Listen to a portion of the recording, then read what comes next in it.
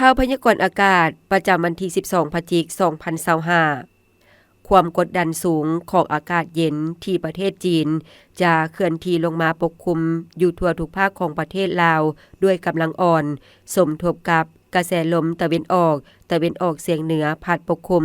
ซึ่งจะเฮ็ดให้อากาศเย็นอยู่แขวงภาคเหนือแขวงไซสมบูรณ์และเขตภูเพียงบริเวณส่วนตอนบ่ายอากาศร้อนอยู่ทั่วไป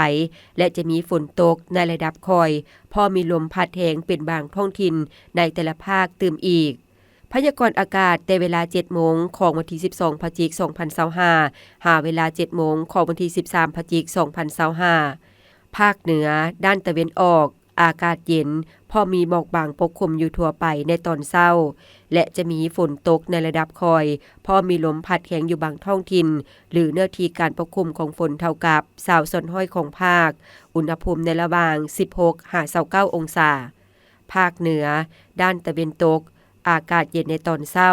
ส่วนตอนบ่ายอากาศร้อนและจะมีฝนตกในระดับคอยพอมีลมพัดแรงอยู่บางท้องถิ่นหรือเนื้อที่การปกคลุมของฝนเท่ากับ30 ส่วนห้อยของภาคอุณหภูมิในระหว่าง 18-33 องศานครหลวงเวียงจันทน์อากาศเย็นในตอนเช้าส่วนตอนบ่ายอากาศร้อนและจะมีลมพัดแรงเป็นบางโอกาสอุณหภูมิในระหว่าง 23-33 องศาภาคกลางอากาศเย็นในตอนเช้าส่วนตอนบ่ายอากาศร้อนและจะมีฝนตกในระดับคอยอยู่บางท้องถิ่นหรือเนื้อที่การปกคลุมของฝนเท่ากับ20 ส่วนห้อยของภาคอุณหภูมิในระหว่าง20-33 องศาแขวงไซสมบูรณ์อากาศเย็นพอมีหมอกบางปกคลุมอยู่ทั่วไปและจะมีฝนตกในระดับคอยเป็นบางโอกาสหรือเนื้อที่การปกคลุมของฝนเท่ากับ20 ส่วนห้อยของภาคอุณหภูมิในระหว่าง 15-30 องศาภาคใต้